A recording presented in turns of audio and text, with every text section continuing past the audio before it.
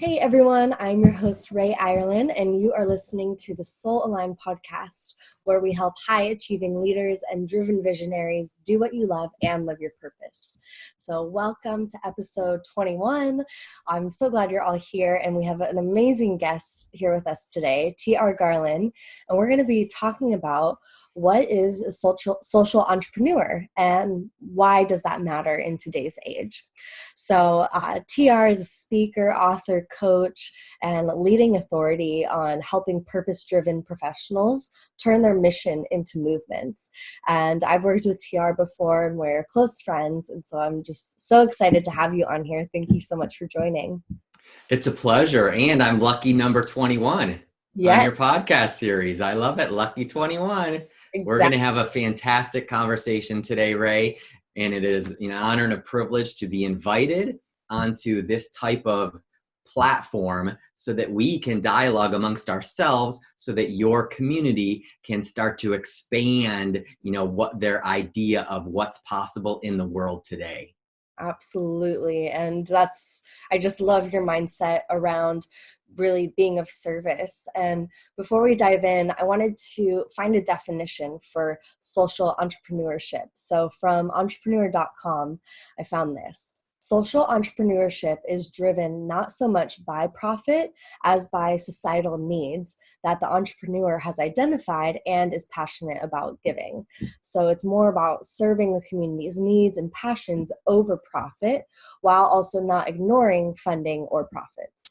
So before we dive even more into that, TR, do you want to tell us a little bit more about yourself and how you became a social entrepreneur? Sure, absolutely. I believe that the best way to answer this question is to actually start off with when I started in business in general. So I grew up predominantly in the Chicagoland area. I grew up in the outskirts, about 45 minutes west of Chicago, in a small suburb. And when I went to college and university, I went locally. And I remember being someone who was in their senior class and in a business class, and the teacher asked a question and said, how many people believe that they're going to be in sales once they graduate? And I was one of only a small number of individuals that raised their hands at the time. And the teacher said, those of you that haven't raised your hands, you're in for a treat because you're all going to need to be selling someone at some point. And the reason why I tell this story is because I ended up getting into sales. I knew that I was going to be a salesman, a salesperson at the time because I was going to follow in my father's footsteps. And by the time I was 23, I was ranked number 3 out of a nationwide sales force. By the time I was 27, I was ranked number 9 out of an international sales force. And by the time I was 30, I was burnt out. Rae, I was tired of working for the man. And I pivoted into entrepreneurship at that time. Now, there's a point to this story to going all the way back, which is I was ranked number 3 out of a nationwide sales force because I was creative at the time. I didn't know it. However, I believed that I was implementing social entrepreneurship. I believed that I was a philanthropreneur, as I call it, all the way back at 21, 22, and 23 years old, because I was able to get more sales because I agreed to give a percentage of our sales to a charity that supported the families of fallen Chicago Police Department officers. So I'm going to pause here and re-explain it. Even at 21, 22, and 23 years old, a long time ago in the early 90s, I somehow in my DNA felt like although I was conducting business and although I could make money, that there had to be a component to it that was contribution, that was contributing to others. So I was ranked number 3 out of a nationwide sales force because I creatively struck a deal with the Chicago Police Department. They promoted my product and service because we donated to their Chicago Gold Star Families charity to support the families of fallen police officers. So I didn't put two and two together, Rae, until easily 15 years later, when I really truly started to get more involved in marrying my mission with my messaging. So that's some terminology that I use. Marry your mission with your messaging, apply that messaging to your marketing. A specific segment of society will resonate and react to that messaging. They will help you magnify and multiply your message, and you'll turn your mission into a movement. I love it. And it's so clear. When you're talking about, all the messaging and really getting everything out there, then you kind of, the middle part was marketing. So how does marketing play a role in being a social entrepreneur? Marketing plays a huge role. And I believe that all purpose-driven professionals need to take a deep breath and realize that they must profit in order to fulfill their purpose. You must profit in order to fulfill your purpose. And so marketing could be argued on a lot of different fronts, like what the real definition of marketing is. In the context of the conversation that we're having right now, your mission is your core connection, right? Your core connection, like why you believe you were taught these lessons, these life lessons, good or bad. And so your mission develops into your messaging, and then your messaging is applied to certain marketing methods. And so in the context of marketing plays a huge role in a socially conscious entrepreneur or organization, because the more that you share with the community what you stand for and what you stand against, the more they are going to resonate with your message and react to it. I'll say this one different way, which is you want your marketing, which includes your messaging, you want your marketing to pre-qualify prospects as much as you want it to disqualify prospects. And prior to us going live, I brought up the name of a book that I was looking for that I can't find. There's a book called Firms of Endearment. Firms of Endearment. And they conducted a study over the last 15 to 20 years of companies that built into their corporate motto and their corporate mission, their corporate culture, that built in social entrepreneurship and social responsibility they baked it into their culture. Those companies were analyzed statistically on their stock performances. And Rae, those companies that built social responsibility into their culture and used it in their marketing message, they outperformed the S&P 500. They outperformed like the darlings of Wall Street. And that has to say something to people that are listening to your podcast right now, which is predominantly, I'm going to assume the people listening are predominantly solopreneurs or entrepreneurs or small business owners. We have the ability to adapt more nimbly than these large corporations. So they taught us the proof of concept. The proof of concept is there, Rae. And now what we have to do as leaders in the socially responsible entrepreneurship arena is empower others and encourage them to wear your thoughts on your sleeve, right? Don't try to keep your opinion on the inside. Your messaging is applied to your marketing, and you're supposed to pre-qualify and disqualify prospects, partners, and people willing to invite you onto their platforms. Absolutely. And it's interesting because I think a lot of people, believe that they want to help the world, and they maybe have this idea, or it's maybe in the back of their mind of like, oh well, once I kind of set my life up, then I'll be able to help these people or help this cause. And so I think a lot of people feel that if they were to focus on that cause right away, focusing their time, energy, and money on it, that they wouldn't actually be able to be supported in that space. And so basically what you're sharing is that, you've seen these larger companies and corporations actually be able to leverage that and be able to utilize that they're putting that focus and attention onto a cause or a mission. And so I think, for some people, this might be the first time you're hearing this. And if it is, like, it can be super exciting. But I also know that, like, sometimes it's almost a personal thing too. How can someone overcome this idea that their passion or what they believe in or what they want to help the world with won't make money and won't be Sure. able to support them? Like, what would you say to someone that maybe is experiencing that kind of like tug and pull of like, I need to take care of myself, but I also want to do this, and I'm not feeling certain that this will help work? I'm not quite sure if this directly answers your question. However, you kind of saw me reach to my mouse, to my keyboard, because I wanted to pull something up on my screen and read it out loud for your viewers right now and for your listeners, because I think it's very relevant and very timely. In my signature line of my email, beneath my name, I have my phrase, my motto, my mantra, and it says, have you ever heard the term, it's nothing personal, it's just business? I have. And every time I hear it, it still disappoints me. Today, business is personal, and my personal approach is why people do business with me.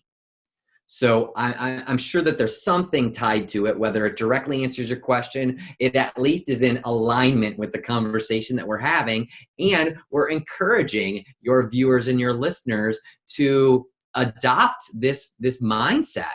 And this mindset is, hey, listen, in the past, people could say, oh, don't worry, I made that decision because it's just business. It's nothing personal.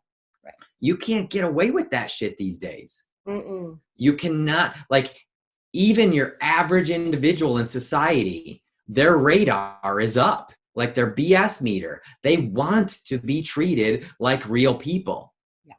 They want to be treated like real people. I mean, I think this is a perfect time for me to introduce the concept of the definition, the old definition of ROI. The old definition of ROI was return on what? Investment. Return on investment. It was tied to finance, like time investment and financial investment. The old definition of ROI was return on investment. And I'm going to encourage you and everybody listening and watching to adopt this new definition of ROI. And the new definition of ROI is ripple of impact. If you lead your life with the goal, your personal and professional life, of making as much impact in the lives of people around you, I promise you, I am a real world case study, and my clients are a real world case study for leading first with contribution, focused, strategic contribution.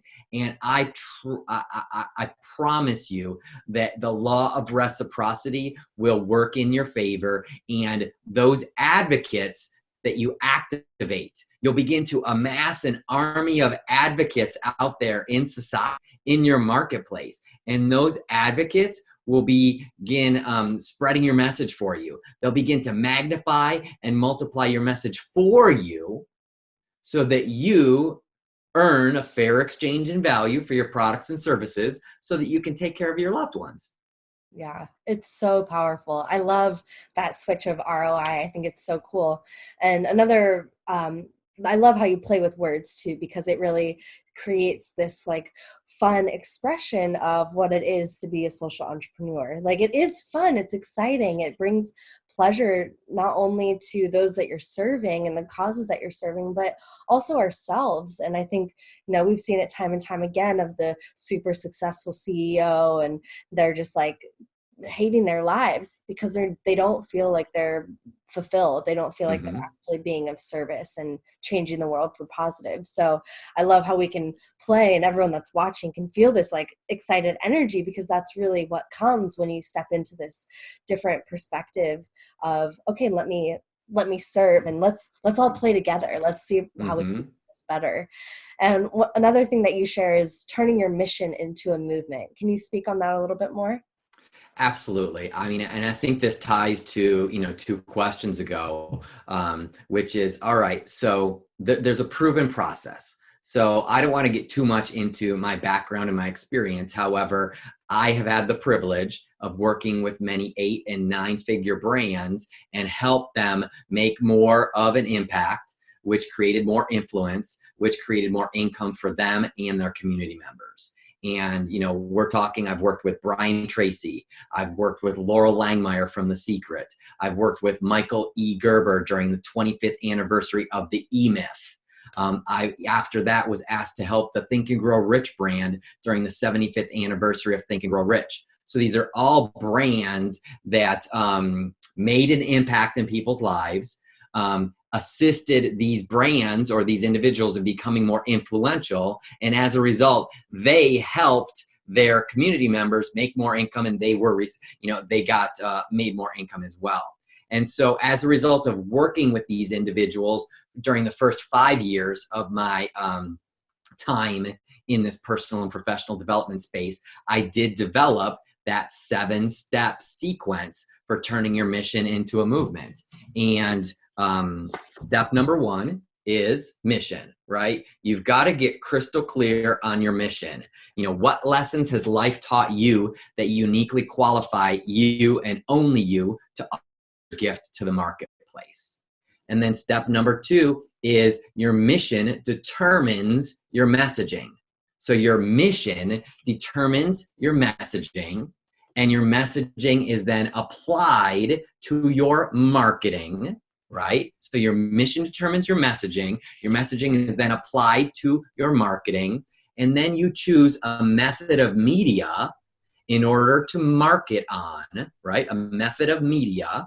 And then once your marketing is on that method of media, then the goal is for your message to trigger someone's emotions. Your goal is to cause a particular segment, a specific segment of society to resonate with and react to your message. And that's where motivation comes in. When you are crystal clear on your mission and your messaging, and you apply it to your marketing and you put it out there, a specific segment of society is going to be motivated because they resonate with it, and they are going to magnify and multiply your message, right? They're going to take that burden off of your shoulders and your colleagues' shoulders of marketing, because they're going to be your army of advocates. And they're going to shout from the rooftops on how amazing Rae Ireland is, right? And so that simplifies your business for you. And then when your army of advocates magnifies and multiplies your message, it helps you turn your mission into a movement, because it's not only you who's bringing your message to the marketplace. You've got movement. You've got other individuals that are motivated to help you accomplish your mission. So it comes full circle. It really, really comes full circle when you follow that mission to movement methodology. I absolutely love it. And anyone that's watching this, take notes, make sure that what you're doing goes through those steps, because they really are the essential steps to allowing the full sharing and receptivity of energy to continue to turn it into something that is sustainable. So this is an interesting question that kind of came up for me when I was thinking about what I wanted to ask you. And I think sometimes, if you have a solo entrepreneur or a small business, and they're maybe thinking about, okay, well, who do I want to help? Do you think it's more important to address your community needs and those that are closer to you? Or do you think it's more important to address the global needs? And this is a personal question that I've asked myself multiple times as well. So just curious on your opinion. That is a great question. Let me see if I have... Nope, I don't think that I have anything visual here. So if anybody Googles the 3 M's of marketing, if you Google the 3 M's of marketing, you'll see that they actually say, let me do it real quickly here to make sure that I don't mistakenly do it here. So 3 M's of marketing, 3 M's of marketing. So it's market, message, media. So the older definition, the 3 M's of marketing, was market, message, media. And so here's what I mean. They used to teach choose a market, right? Your target market. Then step 2 was craft a message that would appeal to that market, right? Market, message, and then media. And then where are you going to promote on the media? Where does your target market consume its information? Right. So the old way was market, message, media. And I believe the new way is message, market, media. Because it has to start with who you are. You can't choose who you want to do business with and then cater to their needs. Rae, you and I both know that's out of alignment with who you are. Absolutely. That's incongruent with who you are.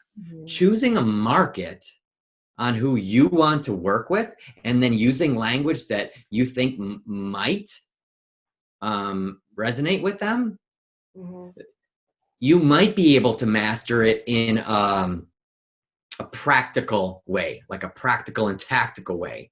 However, for it to be sustainable, right?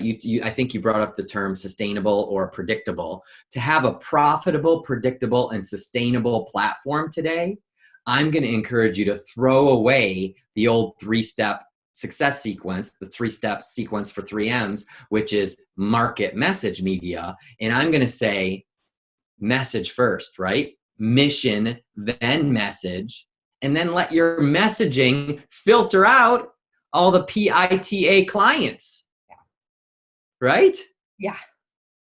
Think about it. Solopreneurs do not have the time to work with clients that they never should have said yes to.